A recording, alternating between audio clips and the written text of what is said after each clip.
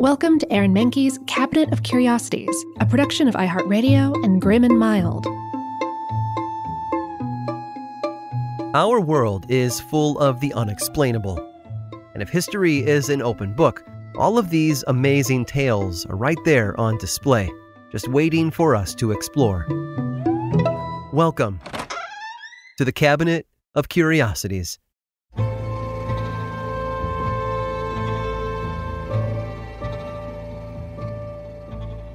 Everyone deserves a second chance, although few truly ever get one.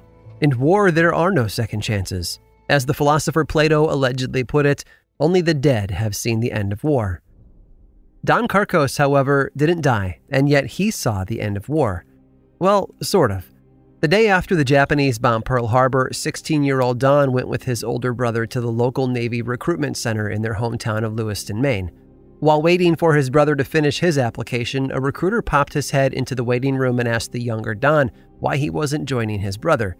He told the man that he wasn't old enough just yet, but his birthday was a few days away. Good enough, the recruiter said, and just like that, Don was enlisted in the United States Navy alongside his older brother. He was placed on the USS Rapidan out of Boston. The Rapidan wasn't a ship meant to see action, though. It was a tanker that would sail around waters infested with German submarines in order to refuel Allied ships and cruisers.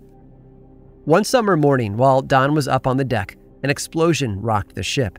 Shrapnel flew everywhere, and something whacked the young sailor in the forehead just above his right eye. He blacked out and woke up in a hospital in Iceland. Though he hadn't suffered direct damage to his eye, doctors told him that he would never be able to see out of it again. They encouraged him to let them remove it. Don refused. If it wasn't going to bother him, he just as well would keep everything intact. His military career was over before it had even started. After he'd healed enough, Don went home and got a job at a local mill. He had to learn how to function with only one eye. His depth perception was almost gone, and he barely had any peripheral vision. Daily life was a constant struggle, especially since he lived in fear of something bad happening to his one good remaining eye. But he got by, working at the mill for 3 years until he earned enough money to pay off his father's house. After some time, he got married and had children of his own, eventually settling down on a 22-acre horse farm. Now, as Don got older and his children grew up and built lives of their own, he moved away. He saw countless doctors over the years, all of whom told him the same thing. He would never regain sight in his right eye. No technology in the world existed that would restore it for him. However, despite the prognosis, he never lost hope, nor his love of horses.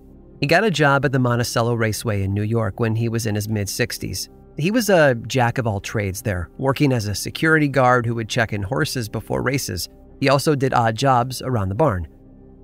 One night in 2006, after a particularly tough day at the track, he arrived home dizzy, barely able to stand. Something had happened.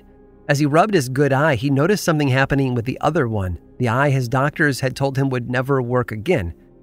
He could see with it. He covered his good eye to make sure it wasn't a fluke. The image in the right one didn't disappear.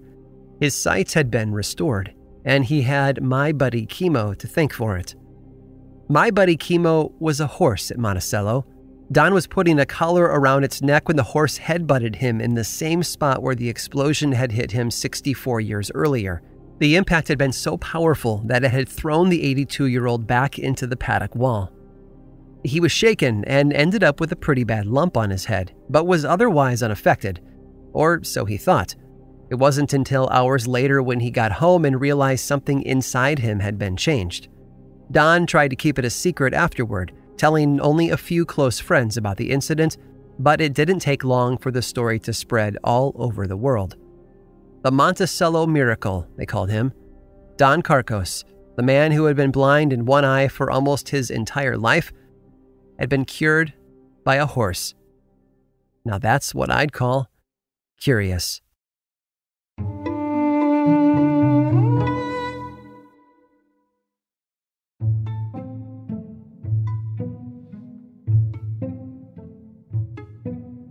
Explorers from all over Europe spent hundreds of years looking for it, a sea route to the Pacific Ocean by way of the Arctic. They called it the Northwest Passage, and between the 15th and 20th centuries, hundreds of sailors set out to find it. One of those expeditions was led by British explorer Sir John Franklin, along with a crew of 130 men, in May of 1845. They set off in 2 ships, the HMS Erebus and the HMS Terror. Now, Franklin was no stranger to the sea. He'd been an officer in the Royal Navy for years, and his new ships possessed some of the most modern technology of the day, including steam engines and iron rudders. These were features that led to both ships being described as unstoppable. Their first stop after leaving England was Scotland. From there, they continued on to Greenland and finally northern Canada. 2 whalers claimed to have seen the crew in that area around July of 1845, and everyone on board seemed okay. Unfortunately, the Franklin expedition wouldn't stay that way. Shortly after, they were never heard from again. 2 years went by, and nobody knew what had happened.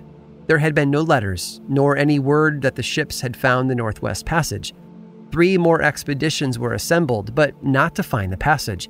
These went out in search of Franklin and his crew, all of which returned months later empty-handed. Any trace of Franklin, the 130 crew members, or the 2 ships had vanished. And then, in 1850, a whole fleet of ships departed with the sole mission of locating the missing explorers. They came to an island in northern Canada called Beechey Island. Named for the father-son duo of William and Frederick Beechey, who first stepped foot there in 1819, the island proved ominous for the search party. What they discovered was that Franklin and his crew had landed there to rest for a time, with plans to set back out to sea later.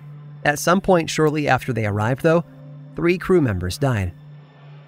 In the years that followed, more details about the fate of the remaining crew came to light. It turns out that the Erebus and Terror hadn't made it too far from Beechey Island. They'd ended up getting trapped in the ice, and the ships were abandoned when it was clear there was no way to break them free. Everyone fled to nearby King William Island to regroup, and that's where further tragedy befell Franklin and his crew. According to the local Inuit who had seen them, about 40 crewmen had succumbed to starvation, while Franklin himself, along with 24 officers, had perished in 1847. And based on what little evidence was found, it seems that at least some of the crew had turned to cannibalism for survival. Others wrote letters in their final days that were eventually found during an 1854 excursion to King William Island. But perhaps the most chilling remnants of the Franklin expedition were left back on Beechey Island. 3 graves, all clearly marked in honor of the first men to die on Franklin's crew: William Brainey, John Torrington, and John Hartnell. And those bodies were exhumed in the 1980s by Dr. Owen Beatty, a forensic anthropologist from Canada who performed autopsies on all 3 of the bodies. Their remains had been impeccably preserved by the freezing temperatures underground.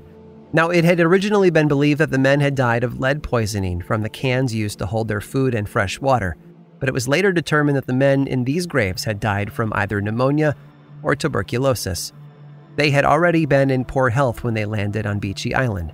The harsh environment had only made things worse. The men were eventually reburied alongside a 4th, Thomas Morgan, who had been part of an 1854 expedition to find them. His cause of death, though, had been scurvy. Today, explorers visit Beechey Island to see the graves for themselves.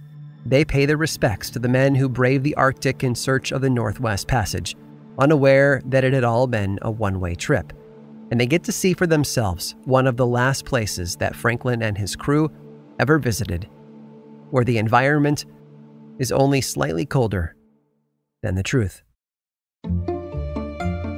I hope you've enjoyed today's guided tour of the Cabinet of Curiosities. Subscribe for free on Apple Podcasts or learn more about the show by visiting curiositiespodcast.com.